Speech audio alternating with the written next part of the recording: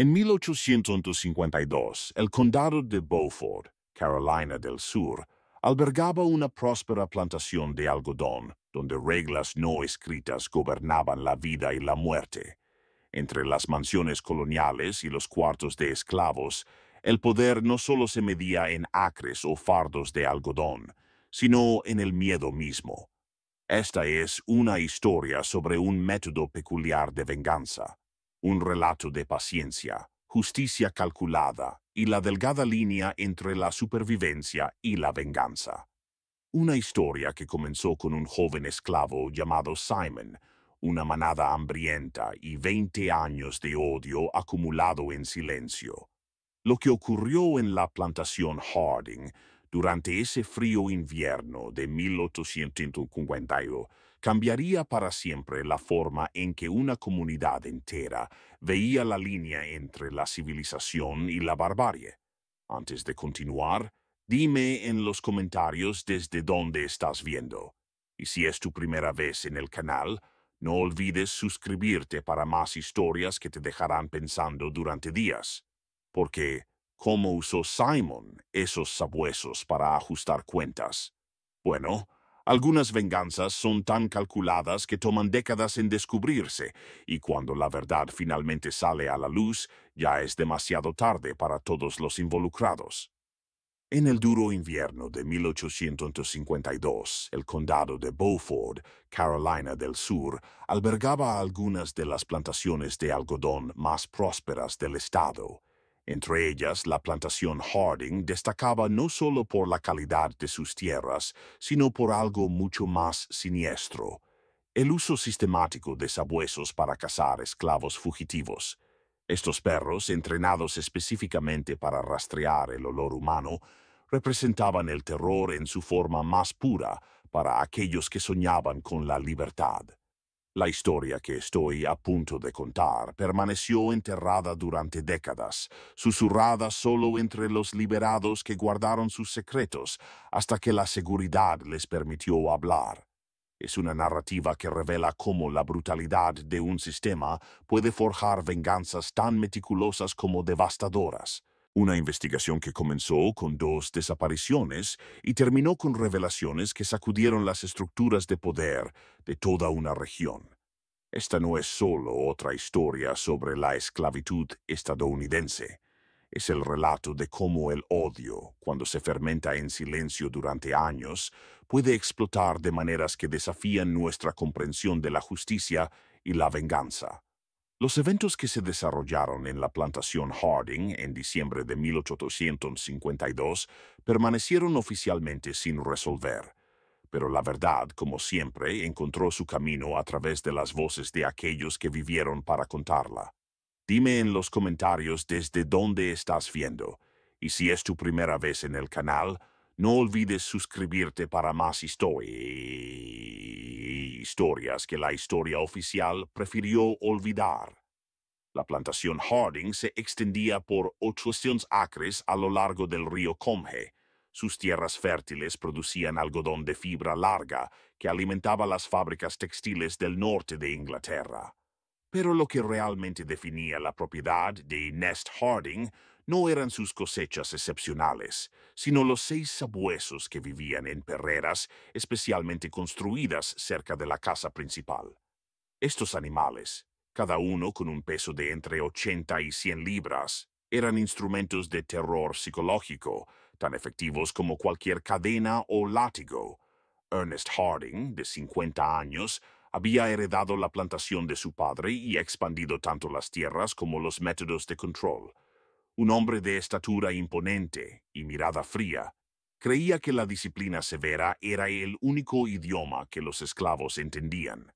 Su hijo Jasper, de 25 años, había sido moldeado a su imagen, cruel, calculador y completamente desprovisto de empatía. Juntos, padre e hijo administraban la plantación con puño de hierro, utilizando a los sabuesos como su arma psicológica más poderosa. Los perros fueron entrenados desde cachorros para rastrear el olor humano específico de los esclavos. Cuando alguien intentaba escapar, los animales eran liberados con una prenda de la persona como referencia olfativa.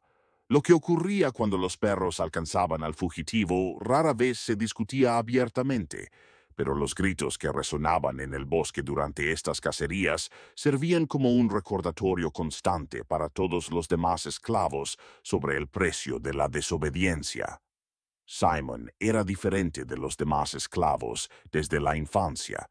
Nacido en la plantación en 1832, demostró desde temprana edad una inteligencia aguda y una capacidad inusual para la observación.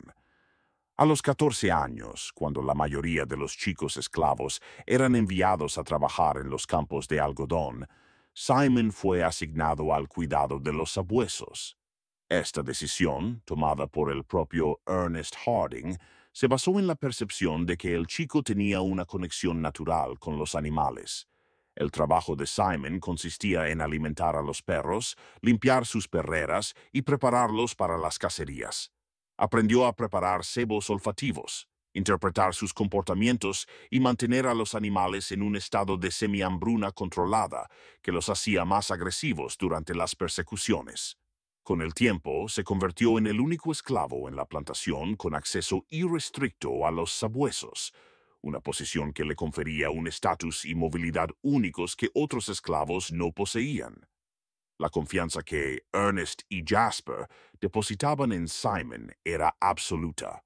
Lo veían como un ejemplo del esclavo doméstico ideal, silencioso, obediente y aparentemente agradecido por su posición privilegiada. Simon nunca cuestionaba las órdenes, nunca mostraba resistencia y siempre ejecutaba sus tareas con eficiencia mecánica. Esta fachada de lealtad fue meticulosamente construida a lo largo de los años, cada gesto calculado para reforzar la percepción de que era completamente confiable. Pero detrás de los ojos sumisos y la postura encorvada, Simon alimentaba un odio que crecía como un tumor maligno. Observaba todo, las rutinas de la familia, los patrones de movimiento en la propiedad, las vulnerabilidades de cada miembro de la familia Harding. Su posición única le permitía acceder a información que ningún otro esclavo poseía, y archivaba cada detalle en su memoria con la precisión de un estratega militar. La vida en la plantación Harding seguía un ritmo brutal y predecible. Los 22 esclavos se despertaban antes del amanecer al sonido de la campana que Jasper personalmente tocaba, una práctica que consideraba parte de su autoridad. El desayuno consistía en un gachas de maíz aguadas y, en días de suerte, un trozo de tocino rancio. Los días de trabajo se extendían desde el amanecer hasta el atardecer, con solo una breve pausa al mediodía para una comida igualmente escasa. Los castigos en la plantación eran públicos y elaborados, diseñados no solo para castigar al transgresor, sino para aterrorizar a todos los demás. El cepo estaba en el centro del patio de los cuartos de esclavos, una estructura de madera manchada con la sangre de innumerables víctimas. Las sesiones de azotes eran conducidas por Lioness Garrett, el capataz, un hombre de 35 años cuya crueldad era legendaria, incluso para los estándares de la época. Garrett usaba un látigo de cuero trenzado con puntas de metal capaz de arrancar trozos de carne con cada golpe. Simon presenció cientos de estos castigos a lo largo de los años. Obligado a mirar como todos los demás esclavos, aprendió a mantener una expresión impasible mientras observaba a hombres y mujeres ser destruidos por infracciones mínimas, llegar tarde al trabajo, romper una herramienta o simplemente mirar con insolencia a un miembro de la familia Harding. Cada grito, cada súplica de clemencia, cada gota de sangre derramada se grababa en su memoria como combustible para el fuego que ardía dentro de él. Durante las frías noches de diciembre, cuando el agotamiento debería haber traído un sueño reparador, Simon permanecía despierto planeando. Memorizó los horarios de las rondas nocturnas, estudió los patrones de comportamiento de los perros en diferentes condiciones climáticas y observó las rutas que Ernest y Jasper usaban cuando salían de la propiedad. El intenso frío invernal había cambiado algunas rutinas en la plantación, creando oportunidades que Simon observaba con creciente interés. La llegada del duro invierno de 1852 trajo cambios significativos a la rutina de la plantación. Los días de trabajo eran más cortos debido al frío, pero las condiciones en los cuartos de esclavos se volvieron aún más precarias. Ernest y Jasper parecían particularmente satisfechos con las ganancias del año, discutiendo abiertamente sus planes para expandir las operaciones en la próxima temporada. Durante estas conversaciones, Simon se enteró de que planeaban un viaje de negocios a Charleston a principios de diciembre, aprovechando el período más tranquilo después de la cosecha. Lo que Simon no sabía era que Ernest había comenzado a sospechar cambios sutiles en el comportamiento de algunos esclavos. El dueño había notado miradas más prolongadas, susurros que cesaban cuando se acercaba y una tensión casi imperceptible en el aire. Su paranoia natural, agudizada por años de control a través del miedo, lo llevó a preguntarse si se estaba formando alguna conspiración entre los esclavos. Había instruido a Linus Garrett para que intensificara la vigilancia, especialmente durante las noches. La tensión en la plantación era palpable durante esos días de diciembre. Los esclavos trabajaban bajo el frío cortante y la presión constante de una vigilancia aumentada, mientras los castigos por cualquier fallo se volvían aún más severos. Simon mantenía su fachada de obediencia silenciosa, pero internamente sentía que el momento de la verdad se acercaba. Cada día que pasaba lo acercaba a ejecutar un plan que había estado perfeccionando durante 3 años, esperando solo la oportunidad perfecta que el duro invierno finalmente proporcionaría. La tragedia que moldeó el destino de Simon comenzó en el invierno de 1849, cuando su hermana la nena tenía solo 17 años. Ella trabajaba en la casa principal como doméstica, encargada de limpiar las habitaciones y lavar la ropa de la familia Harding. La nena era una joven de notable belleza, con ojos expresivos y una sonrisa que podía iluminar incluso los días más oscuros en los cuartos de esclavos. Su presencia traía esperanza a una comunidad constantemente sometida a brutalidad y desesperación. El antiguo capataz de la plantación, Moray Thorne, era un hombre de 40 años conocido por su crueldad excepcional, incluso para los estándares de la época. A diferencia de Linus Garrett, quien lo reemplazaría más tarde, Thorne encontraba un placer sádico no solo en la violencia física, sino también en la humillación sexual de las esclavas. Había desarrollado un sistema perverso donde seleccionaba a mujeres esclavas jóvenes para servicios especiales, siempre con la aprobación tácita de Ernest Harding. La nena intentó resistir los avances de Thorne durante semanas, pero la resistencia de una adolescente esclava contra un hombre blanco en posición de autoridad no solo era inútil, sino peligrosa. Las amenazas de Thorne eran específicas y aterradoras. Prometió que Simon sería devorado vivo por los sabuesos si ella continuaba rechazándolo. El chantaje emocional funcionó perfectamente y la nena se sometió al abuso para proteger a su hermano. El abuso continuó durante meses, siempre en secreto, siempre acompañado de amenazas cada vez más elaboradas. Thorne obligaba a él y la nena a reunirse con él en diferentes lugares de la plantación, en el granero durante las noches, en la casa principal cuando la familia estaba ausente, e incluso en el bosque cerca de las perreras de los sabuesos como una forma perversa de reforzar sus amenazas. Cada encuentro dejaba no solo marcas físicas, sino profundas cicatrices psicológicas en la joven. Simon notó los cambios en su hermana mucho antes de descubrir la causa. Ella nena, que siempre había sido comunicativa y afectuosa, se volvió retraída y silenciosa. Evitaba el contacto visual, se sobresaltaba con ruidos repentinos y desarrolló el hábito de lavarse las manos compulsivamente. Cuando Simon intentaba hablar con ella, la nena cambiaba de tema o simplemente se alejaba, cargando con un peso que se negaba a compartir. El descubrimiento del embarazo de la nena llegó a finales del verano de 1849, cuando ya no podía ocultar los cambios en su cuerpo. La noticia se extendió rápidamente por los cuartos de esclavos, pero nadie se atrevía a especular abiertamente sobre la paternidad del niño. Todos sabían que cuestionar el origen de un embarazo que involucraba a una esclava joven y atractiva podía resultar en castigos severos para toda la comunidad. El silencio era una forma de autopreservación colectiva que Simon observaba con creciente amargura. Ernest Harding reaccionó al embarazo de la nena con la frialdad calculadora que caracterizaba todas sus decisiones comerciales. Para él, una esclava embarazada representaba tanto una inversión futura como un problema logístico inmediato. La solución, en su mente, era simple y rentable: venderla a otra plantación antes de que el embarazo estuviera demasiado avanzado. La decisión se tomó sin consultar a nadie, como si la nena fuera solo otra pieza de propiedad para ser negociada. La venta se organizó con una rapidez que dejó a toda la comunidad de esclavos en shock.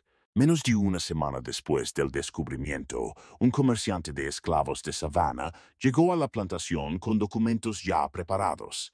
La nena fue evaluada como si fuera ganado.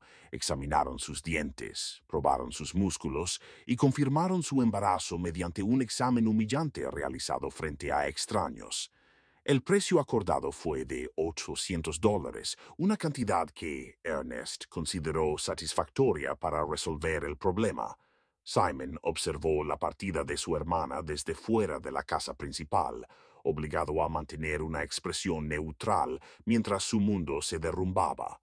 Vio a la nena encadenada junto a otros esclavos en el carro del comerciante, sus ojos encontrándose con los suyos por un último momento antes de que se la llevaran para siempre. En ese instante, algo fundamental se rompió dentro de Simon. El dolor de la separación se transformó en una rabia fría y calculadora que definiría cada día subsiguiente de su vida. Dorinda, la madre de Simon y la nena, nunca se recuperó de la pérdida de su hija. A los 44 años, había sobrevivido décadas de esclavitud, perdido a su esposo, vendido a otra plantación cuando Simon era niño y soportado innumerables humillaciones y privaciones. Pero la venta de la nena representó una ruptura emocional de la que no pudo recuperarse. Dorinda comenzó a debilitarse físicamente, negándose a comer adecuadamente y perdiendo interés en todo lo que la rodeaba.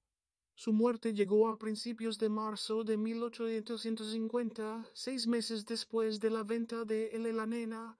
Murió durante la noche en silencio, como si simplemente hubiera decidido dejar de luchar. Simon encontró el cuerpo de su madre la mañana siguiente, frío y rígido, con una expresión de paz que contrastaba dramáticamente con el sufrimiento de los últimos meses. El funeral fue una ceremonia simple en las tierras destinadas al cementerio de esclavos, un área pantanosa en la parte trasera de la propiedad, donde decenas de almas anónimas habían sido enterradas a lo largo de los años. Tras la muerte de su madre, Simon se convirtió en una persona completamente diferente.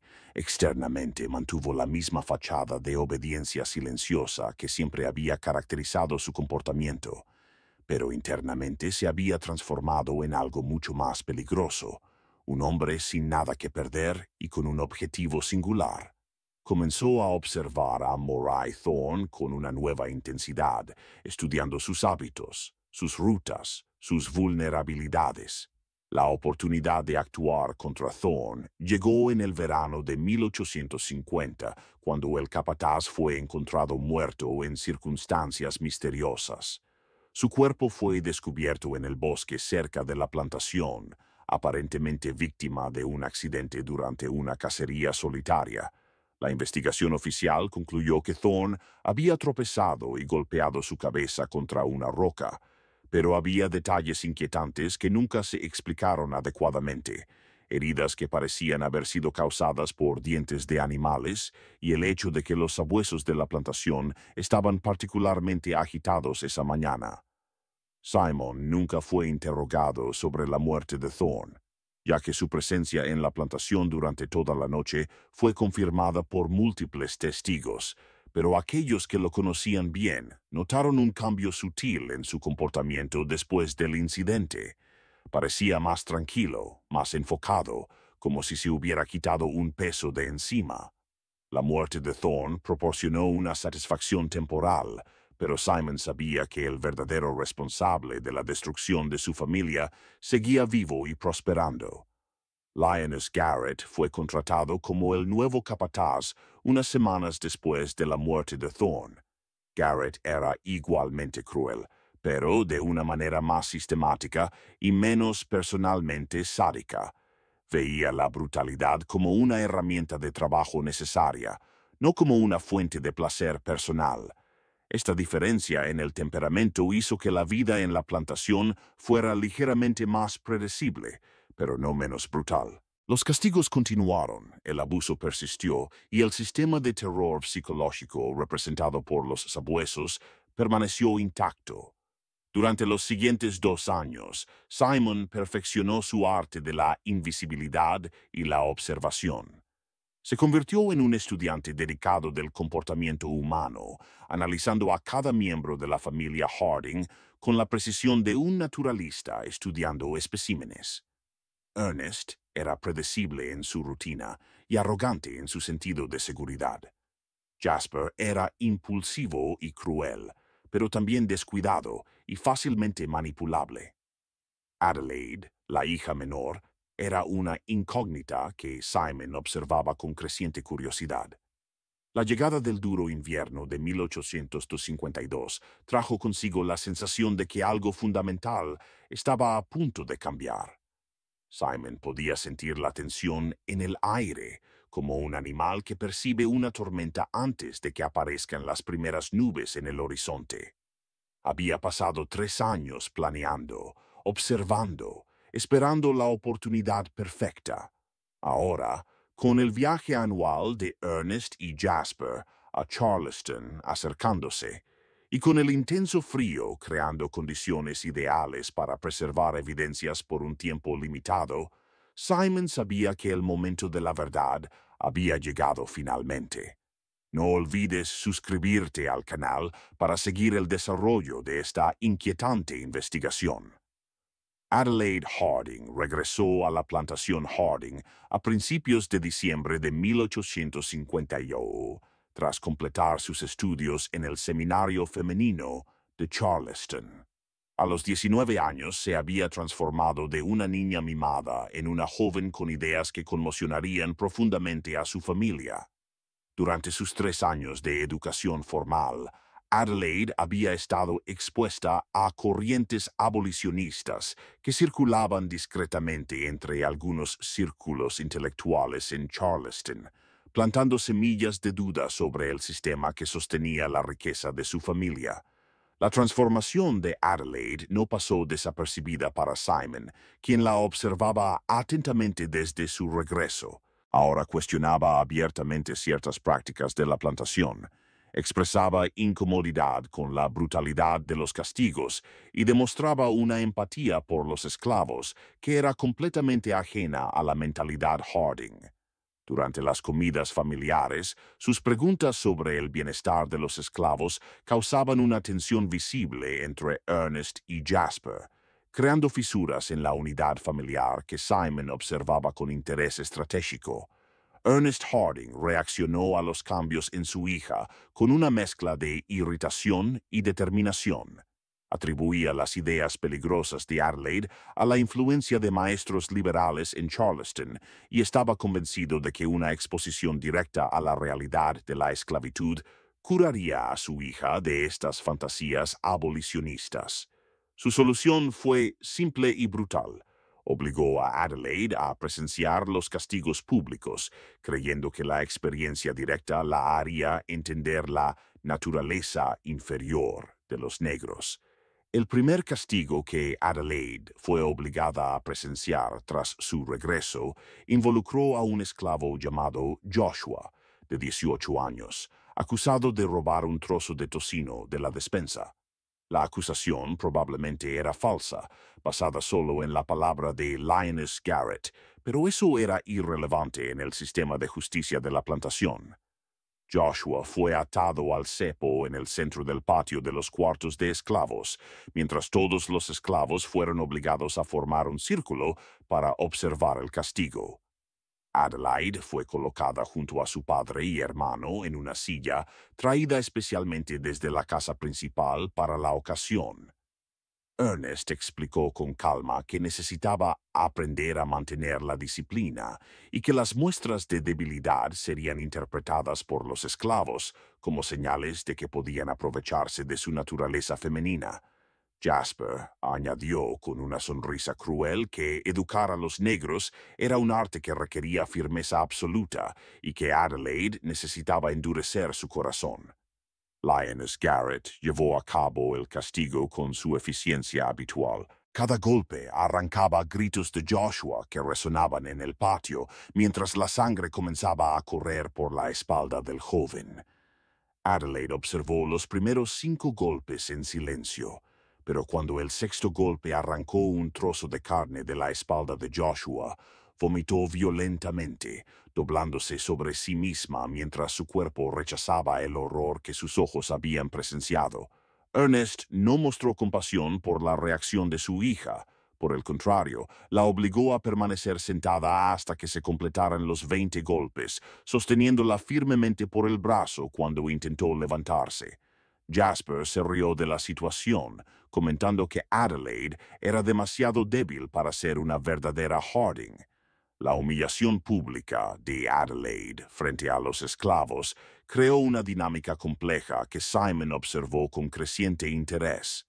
En los días siguientes, Ernest intensificó los ejercicios educativos de Adelaide, obligándola a acompañar a Lioness Garrett durante sus rondas diarias y presenciar otras formas de disciplina. Cada castigo dejaba a Adelaide más traumatizada y paradójicamente más convencida de que el sistema era fundamentalmente maligno. En lugar de endurecer su corazón, como esperaba Ernest, las experiencias fortalecían sus convicciones abolicionistas y creaban en ella una determinación creciente para encontrar formas de aliviar el sufrimiento de los esclavos. Lo que Ernest no se dio cuenta fue que su estrategia estaba creando exactamente lo opuesto al efecto deseado. Adelaide comenzó a hacer preguntas más específicas sobre las prácticas de la plantación, cuestionando no solo los métodos, sino la propia moralidad de la esclavitud. Descubrió, a través de conversaciones con esclavos domésticos, detalles sobre los abusos sexuales que habían ocurrido bajo Thorne y que ocasionalmente seguían ocurriendo bajo Garrett. Estas revelaciones la horrorizaron profundamente y fortalecieron su determinación para actuar. La situación llegó a un punto crítico cuando Adelaide intentó intervenir durante un castigo. Una joven esclava llamada Mercy había sido acusada de romper un plato de porcelana en la casa principal, y Jasper había ordenado que recibiera 10 latigazos. Cuando Lioness Garrett levantó el látigo para el primer golpe, Adelaide se levantó de su silla y gritó «¡Para!», con una autoridad que sorprendió a todos los presentes, incluida ella misma. La confrontación que siguió fue explosiva. Jasper estaba furioso por la interferencia de su hermana, gritando que estaba avergonzando a la familia y fomentando la insubordinación entre los esclavos.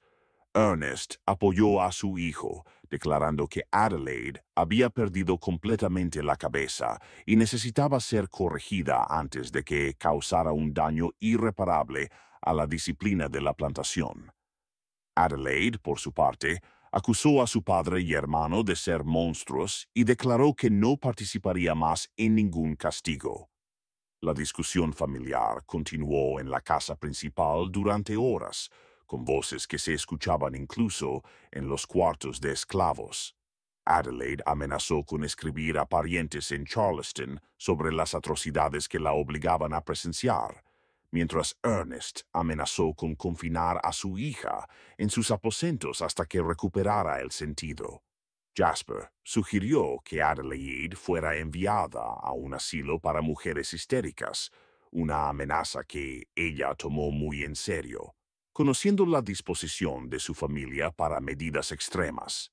Simon se dio cuenta de que esta inestabilidad familiar creaba exactamente la distracción que necesitaba para ejecutar sus planes.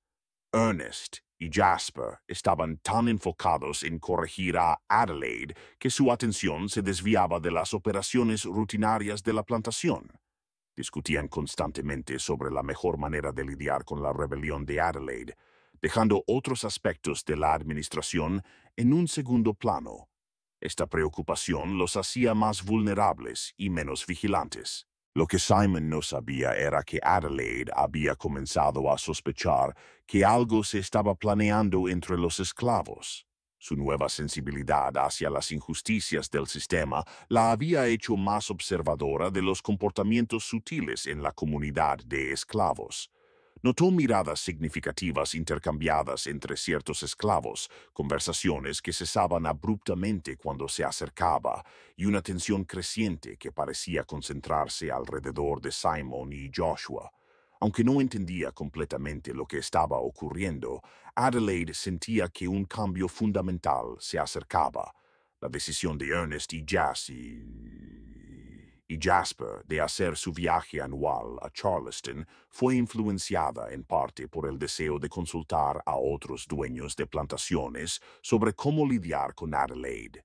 Planeaban discutir la situación con hombres experimentados que pudieran ofrecer consejos sobre cómo controlar a una hija rebelde. El viaje también serviría como un descanso necesario de las tensiones familiares, permitiéndoles enfocarse en los negocios mientras dejaban a Adelaide sola para reflexionar sobre su comportamiento. Durante los preparativos para el viaje, Simon notó que Ernest y Jasper eran más descuidados de lo habitual con sus planes y rutas. Discutían abiertamente los horarios de salida, destinos específicos y la duración esperada del viaje. Información que Simon absorbía silenciosamente mientras cuidaba de los sabuesos cerca de la casa principal. El intenso frío invernal había cambiado algunas de sus rutinas habituales, creando oportunidades que Simon observaba con creciente interés. La noche antes de la partida de Ernest y Jasper estuvo marcada por una última discusión familiar sobre Adelaide. Ernest dejó instrucciones específicas para que ella fuera supervisada por Lioness Garrett durante su ausencia y que cualquier comportamiento inapropiado fuera reportado inmediatamente a su regreso. Adelaide, por su parte, declaró que usaría el tiempo sola para reflexionar sobre la naturaleza inmoral del sistema que sostenía la riqueza de la familia, una declaración que dejó a Ernest visiblemente perturbado. Simon pasó esa última noche despierto, revisando mentalmente cada aspecto de su plan. Había esperado 3 años por esta oportunidad y sabía que no habría una segunda chance. El intenso frío invernal creó condiciones perfectas para preservar evidencias por unos días, suficiente tiempo para ejecutar su venganza y eliminar las huellas.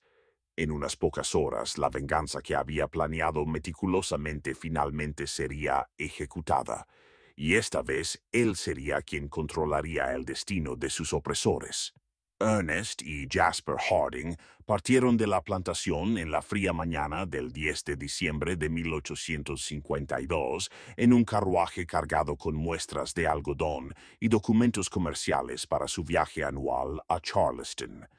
La ruta que seguirían era bien conocida, un camino de tierra que serpenteaba a través de bosques de pinos y robles durante aproximadamente 8 millas antes de conectarse con la carretera principal.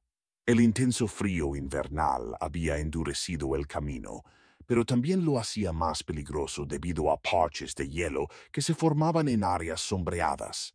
Simon había estudiado esta ruta meticulosamente durante años anteriores, caminando por ella durante sus tareas en la plantación y memorizando cada curva, cada árbol caído, cada punto donde el bosque se volvía más denso. Sabía exactamente dónde el camino pasaba por una zona particularmente aislada, a solo 1 milla de la casa principal, donde los árboles formaban un dosel tan denso que incluso durante el día la luz del sol apenas podía penetrar. El lugar era perfecto, lo suficientemente cerca para facilitar el transporte, pero lo suficientemente aislado para garantizar privacidad. En la mañana de la partida, Simon siguió su rutina normal de cuidar a los sabuesos, pero había una diferencia sutil en su comportamiento que solo los perros parecían percibir. Estaban más agitados de lo habitual, olfateando el aire intensamente y observando a Simon con una atención que rozaba la expectativa. Después de completar sus tareas matutinas, se dirigió discretamente al granero abandonado en la parte trasera de la propiedad, donde había escondido las herramientas que necesitaría durante semanas. El arsenal que Simon había reunido era simple pero efectivo. Un hacha de leñador, 2 cuchillos de carnicero afilados que había tomado prestados de la cocina de la casa principal, cuerdas resistentes y una lona impermeable que usaría para transportar los cuerpos. Más importante aún, había descubierto una vieja trampa para osos en la parte trasera de la propiedad, un dispositivo de hierro oxidado que había estado olvidado durante años. Simon la había limpiado y probado en secreto durante las noches, descubriendo que aún funcionaba perfectamente. El plan de Simon era brutalmente simple, pero requería un tiempo perfecto y la colaboración de Joshua, el joven esclavo que había sido brutalmente azotado frente a Adelaide semanas antes. Joshua había sobrevivido al castigo, pero las cicatrices físicas y psicológicas lo habían transformado en alguien dispuesto a arriesgarlo todo por venganza. Durante conversaciones susurradas en los cuartos de esclavos, Simon había reclutado a Joshua como su cómplice, prometiéndole la oportunidad de participar en la destrucción de aquellos que los habían torturado. Aproximadamente 1 hora después de la partida de Ernest y Jasper, Simon y Joshua se dirigieron a través del bosque hacia el punto de emboscada elegido. El intenso frío hacía que cada respiración fuera visible, pero también amortiguaba los sonidos, creando un silencio sepulcral que sería perfecto para sus propósitos. Colocaron estratégicamente la vieja trampa en el camino, camuflada bajo hojas y ramas, mientras se escondían en lados opuestos del camino detrás de árboles centenarios. El sonido del carruaje acercándose resonó en el bosque unos 20 minutos después. Simon podía escuchar las voces de Ernest y Jasper discutiendo casualmente sus planes de negocios, completamente ajenos al peligro que los esperaba. El frío había hecho que los caballos fueran más lentos y cautelosos, haciendo que el carruaje avanzara a una velocidad perfecta para la emboscada que Simon había planeado. Cuando la rueda delantera del carruaje golpeó la trampa oculta, el dispositivo se cerró con un chasquido metálico que resonó en el bosque. Los caballos se encabritaron en pánico, causando que el carruaje se volcara violentamente y arrojara a Ernest y Jasper al suelo helado. Ernest gritó de dolor cuando su tobillo fue aplastado por la trampa. Mientras tanto, Jasper, aturdido por la caída, intentaba desesperadamente orientarse en medio del caos. Simon y Joshua emergieron simultáneamente de sus escondites, moviéndose con la precisión de depredadores experimentados. Simon saltó sobre Jasper, derribándolo con el mango del hacha antes de que pudiera reaccionar completamente. Joshua atacó a Ernest, quien estaba inmovilizado por la trampa, usando una de las cuerdas para amordazarlo antes de que sus gritos pudieran resonar demasiado lejos en el bosque. En menos de 5 minutos ambos hombres estaban atados y indefensos. La ejecución fue metódica y prolongada. Simon quería que ambos hombres entendieran completamente lo que estaba ocurriendo, que supieran exactamente por qué estaban muriendo. Comenzó explicando con calma cómo habían destruido a su familia, recordándoles cada injusticia, cada humillación, cada momento de sufrimiento que habían causado. Ernest y Jasper, aterrorizados e inmovilizados, solo podían escuchar. Mientras Simon detallaba metódicamente sus crímenes, Joshua participaba activamente en la ejecución, usando los cuchillos para infligir heridas que causaban un dolor intenso sin matar de inmediato. Había observado el sacrificio de animales en la plantación durante años, un conocimiento básico que ahora aplicaba con terrible eficiencia. El intenso frío invernal ayudó a ralentizar la pérdida de sangre, prolongando la agonía de las víctimas de una manera que habría sido imposible en temperaturas más cálidas. Cuando finalmente asestó los golpes fatales, Simon sintió una mezcla compleja de satisfacción, alivio y vacío. La venganza se había consumado, pero sabía que la parte más peligrosa de su plan aún estaba por venir: eliminar completamente cualquier evidencia de los asesinatos. El intenso frío invernal creó condiciones perfectas para preservar la carne durante 1 o 2 días, tiempo suficiente para alimentar a los sabuesos sin despertar sospechas.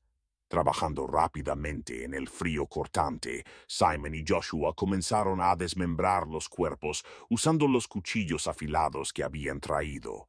El trabajo fue crudo y brutal, sin ninguna precisión anatómica, solo cortes rústicos destinados a dividir los cuerpos en piezas que pudieran ser transportadas fácilmente.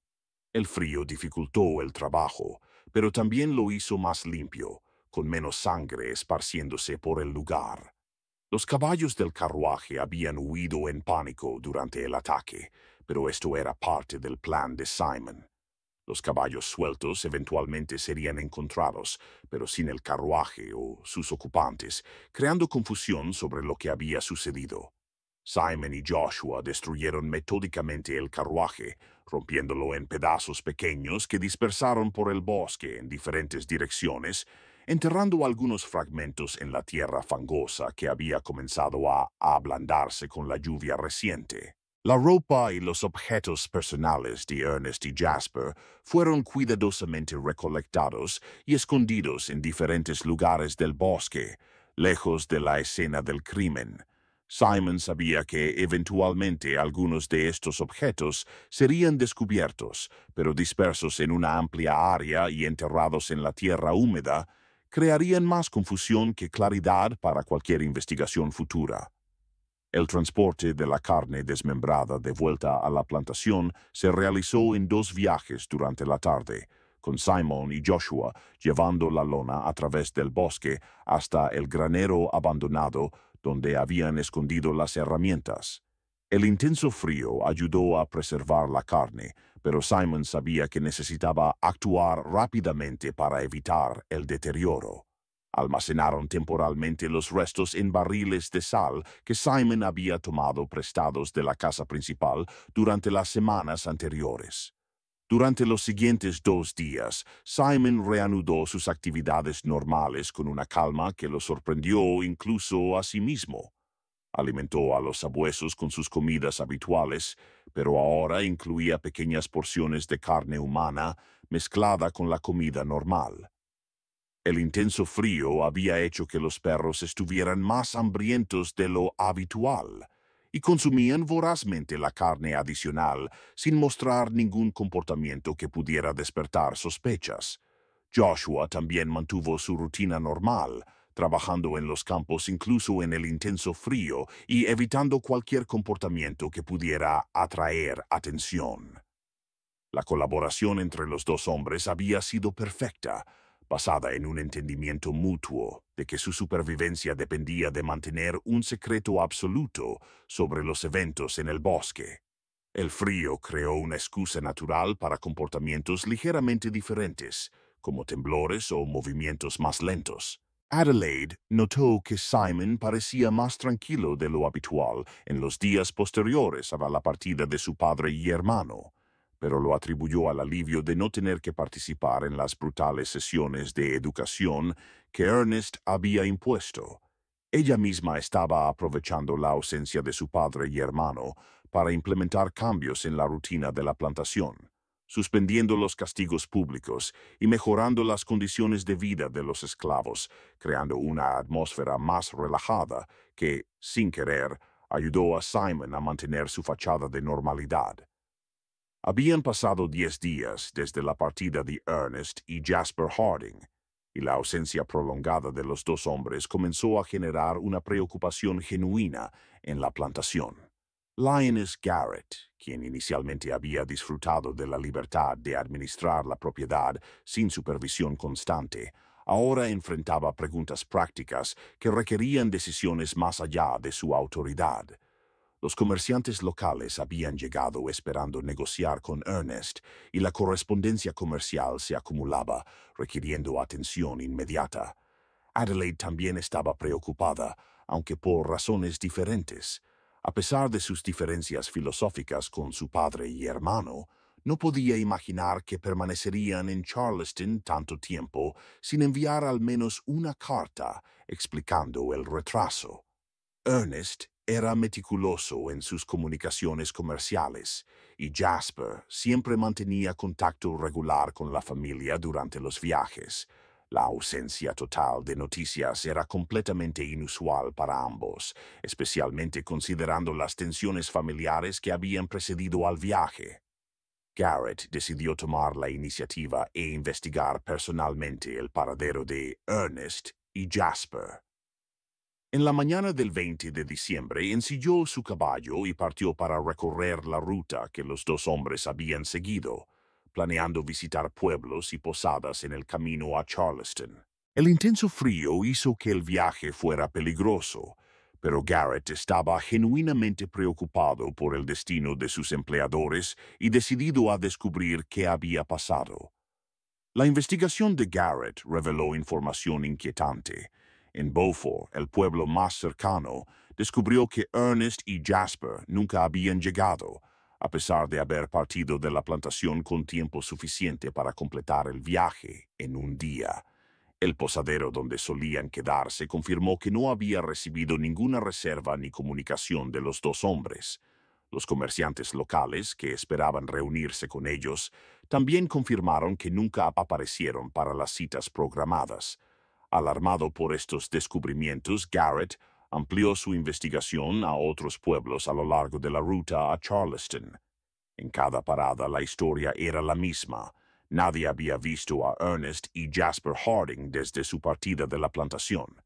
Era como si los dos hombres simplemente hubieran desaparecido de la faz de la tierra en algún punto entre la plantación Harding y su primer destino.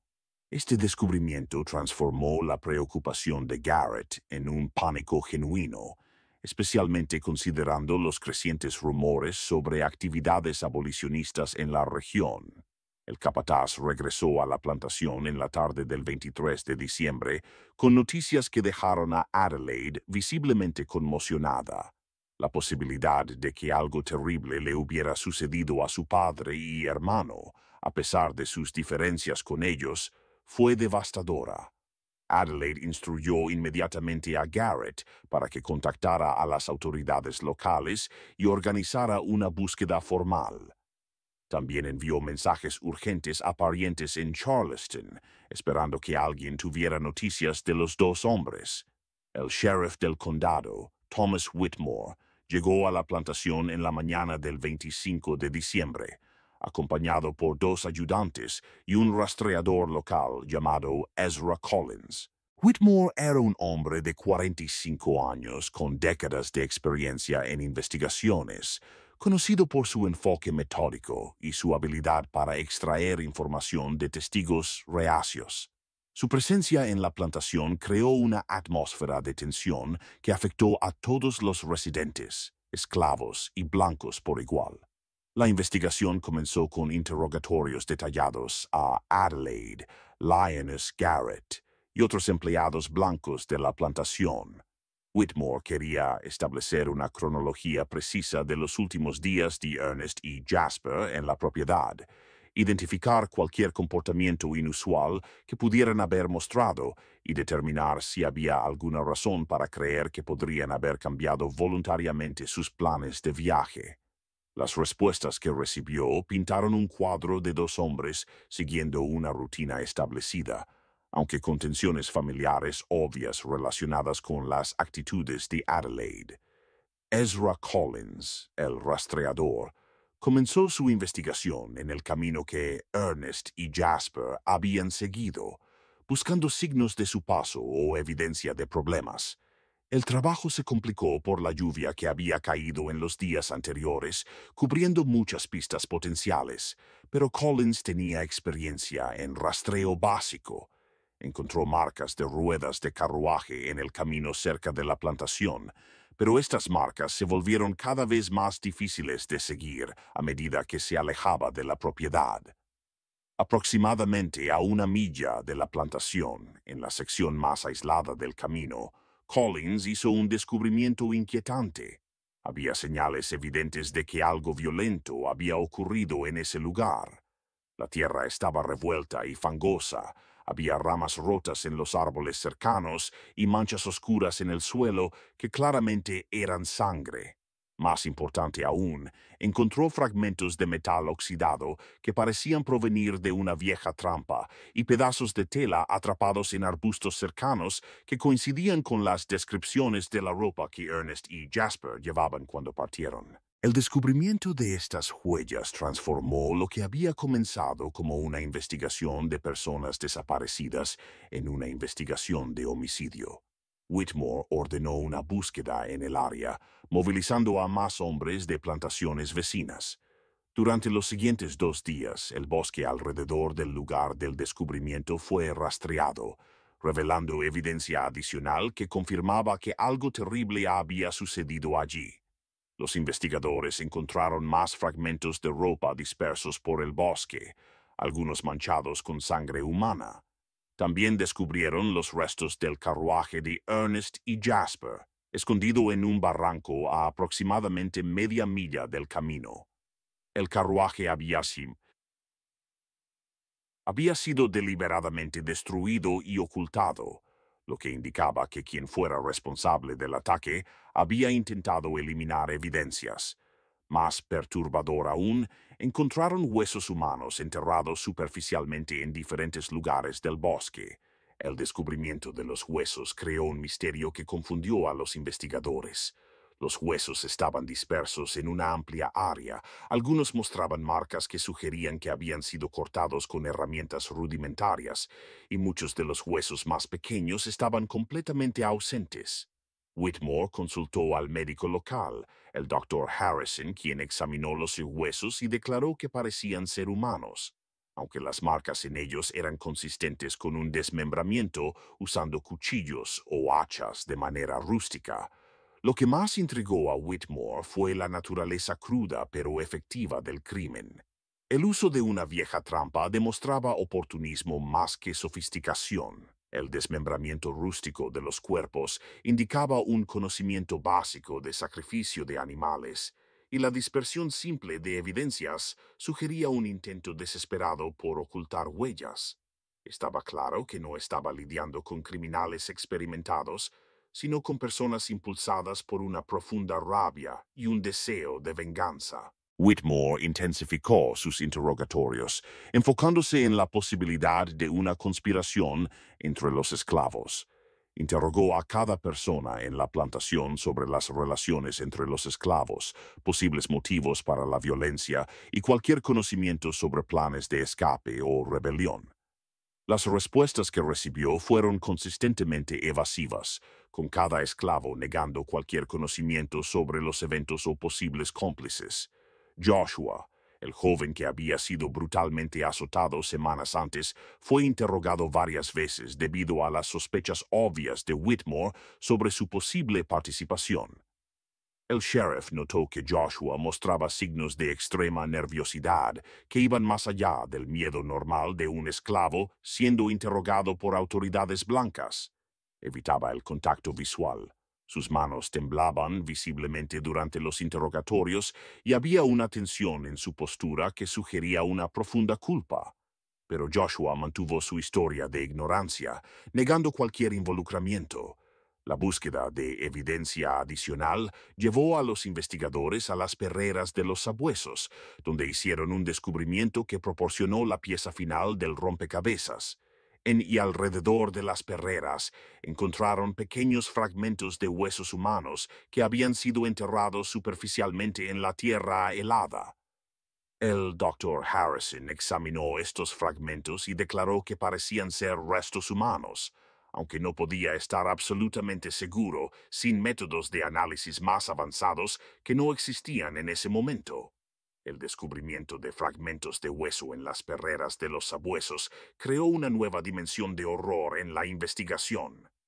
Whitmore entendió que estaba lidiando con un crimen de brutalidad que superaba cualquier cosa que hubiera encontrado antes. El uso de los propios perros de la plantación para eliminar evidencias demostraba un conocimiento íntimo de la propiedad y una frialdad calculadora que definitivamente apuntaba a alguien de dentro de la comunidad de esclavos. Simon fue interrogado junto con todos los demás esclavos de la plantación, pero su posición especial como cuidador de los sabuesos lo convirtió en un foco particular de atención. Whitmore estaba especialmente interesado en saber si Simon había notado algún comportamiento inusual en los perros en los días posteriores a la desaparición de Ernest y Jasper. Simon respondió con la sumisión adecuada, explicando que los perros habían estado normales, solo un poco más hambrientos, debido al intenso frío invernal, lo cual era común en esa época del año. Durante la búsqueda en los cuartos de esclavos, los investigadores encontraron algunas evidencias que levantaron sospechas sobre Simon. En su cabaña descubrieron pequeñas manchas de sangre en su ropa. Pero cuando fue interrogado sobre esta evidencia, Simon explicó que había sacrificado un cerdo unos días antes para alimentar a los sabuesos, una práctica común durante el invierno que fue confirmada por otros esclavos. La explicación era plausible, pero no disipó completamente las sospechas de los investigadores. Confrontado con la evidencia física encontrada en su cabaña y el descubrimiento de huesos en las perreras, Simon mantuvo su historia de inocencia, pero su lenguaje corporal comenzó a mostrar signos de creciente tensión. Whitmore, experimentado en leer a las personas bajo presión, percibió que Simon estaba ocultando información crucial. Sin embargo, sin evidencia directa que lo vinculara a los asesinatos y sin identificar a sus cómplices, el sheriff no podía realizar un arresto formal. La investigación llegó a un punto muerto cuando quedó claro que la comunidad de esclavos estaba protegiendo a Simon a través de un silencio colectivo. Cada esclavo interrogado mantenía la misma historia. No sabían nada, no habían visto nada sospechoso y no tenían conocimiento de ningún plan de violencia. Este silencio no era solo miedo a las autoridades blancas, sino una forma de protección mutua basada en el entendimiento de que Simon había hecho algo que muchos de ellos aprobaban secretamente. Whitmore intentó romper este silencio ofreciendo recompensas por información y amenazando con castigos colectivos, pero nada funcionó. La comunidad de esclavos permaneció unida en su determinación de proteger a Simon y Joshua, incluso sabiendo que esto podría resultar en graves consecuencias para todos. En la noche del 12 de enero, después de una semana de investigación intensiva, Simon y Joshua desaparecieron de la plantación. Su ausencia fue descubierta la mañana siguiente cuando Simon no apareció para alimentar a los sabuesos, una responsabilidad que nunca había descuidado en 8 años. Una búsqueda inmediata de la propiedad y las áreas circundantes no reveló ninguna señal de ellos, como si simplemente se hubieran desvanecido en el aire durante la fría noche. La huida simultánea de Simon y Joshua confirmó las sospechas de Whitmore sobre una conspiración, pero también frustró cualquier esperanza de resolver completamente el caso. Sin los principales sospechosos para interrogar y sin la cooperación de la comunidad de esclavos para proporcionar información adicional, la investigación se estancó. Whitmore emitió carteles de búsqueda y alertó a las autoridades en los estados vecinos, pero sabía que las posibilidades de capturar a los fugitivos eran mínimas, especialmente en el duro invierno. Adelaide estaba devastada no solo por la confirmación de la muerte de su padre y hermano, sino por la naturaleza brutal de sus asesinatos. El descubrimiento de que los propios sabuesos de la familia habían sido utilizados para eliminar los cuerpos creó un trauma psicológico profundo que la afectaría por el resto de su vida. Ordenó que los 6 perros fueran sacrificados inmediatamente, incapaz de soportar la presencia de animales que habían participado en la destrucción de su familia. En los días siguientes a la huida de Simon y Joshua, Adelaide tomó una decisión que conmocionó a toda la región. El 20 de enero de 1853 firmó documentos legales liberando a todos los 22 esclavos de la plantación Harding, citando su repugnancia por el sistema que creó tales horrores.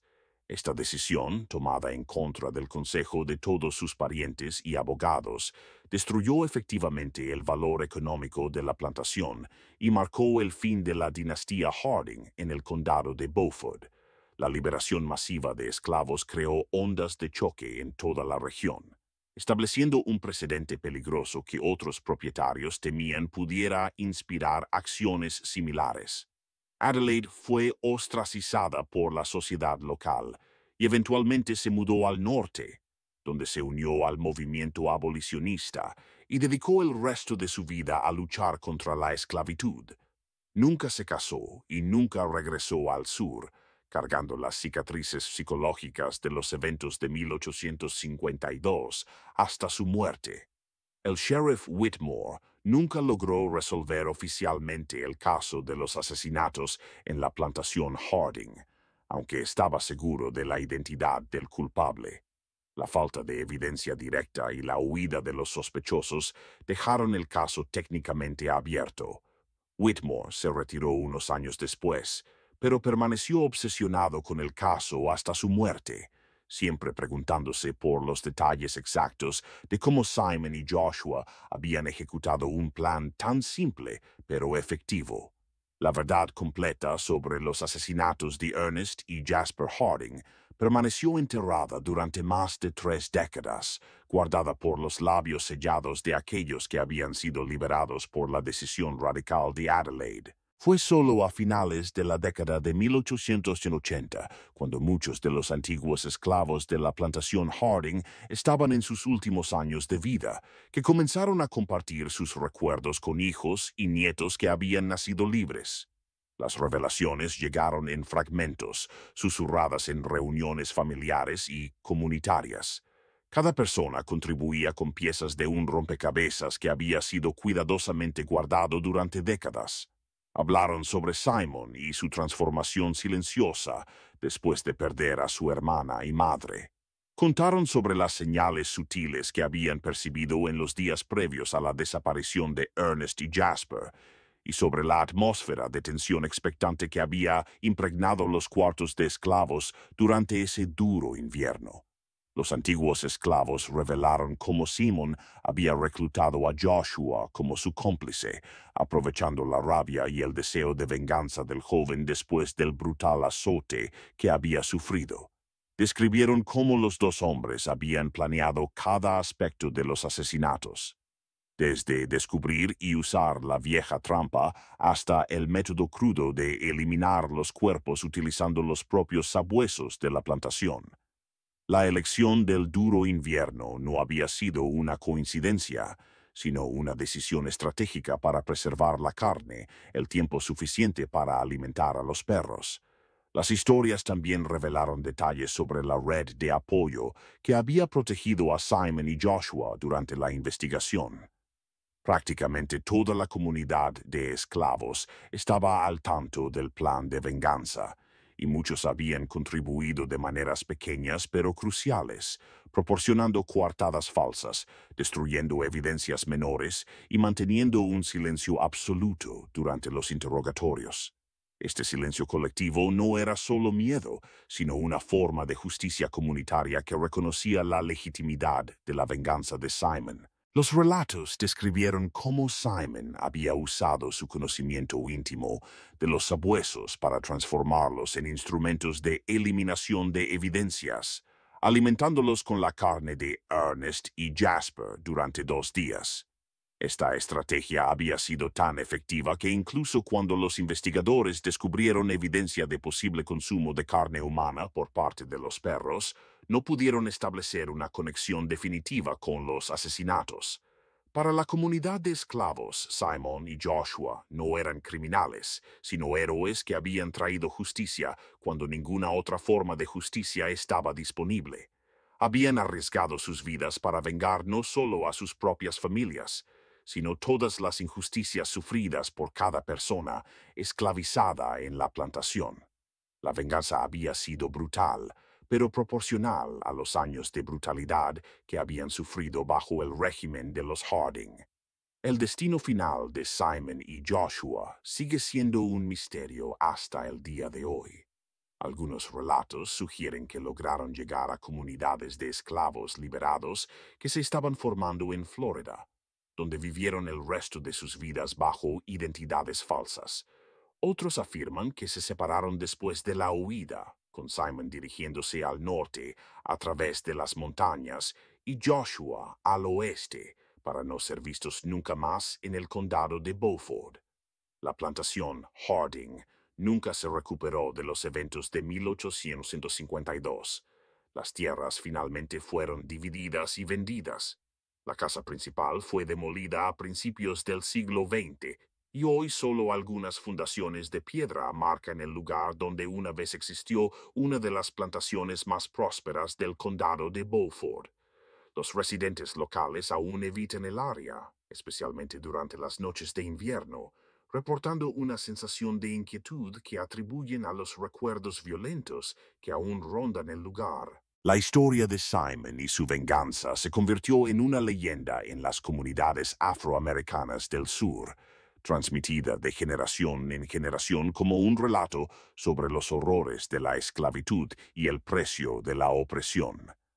Para aquellos que conocían la verdad, Simon era un símbolo de resistencia y justicia, un hombre que había transformado su dolor en acción y que había usado las propias herramientas de sus opresores contra ellos. En las palabras de uno de los últimos sobrevivientes de la plantación Harding, registrado en 1895, Simon hizo lo que todos queríamos hacer, pero no tuvimos el coraje. Nos mostró que incluso los más poderosos pueden caer cuando la justicia finalmente llega. Fue nuestro héroe, nuestro vengador, y nunca olvidaremos lo que hizo por todos nosotros. Esta investigación nos recuerda que la historia oficial a menudo silencia las voces de aquellos que vivieron sus páginas más oscuras. Solo a través de los susurros de los sobrevivientes podemos reconstruir la verdad completa sobre los eventos que moldearon nuestra sociedad de maneras que aún estamos descubriendo. ¿Qué opinas de la venganza calculada de Simon? Deja tus pensamientos en los comentarios abajo. Me encanta leer tus perspectivas sobre estas oscuras historias del pasado de América. Si disfrutaste esta historia, dale al botón de me gusta y suscríbete para más narrativas inquietantes que exploran las sombras de la historia.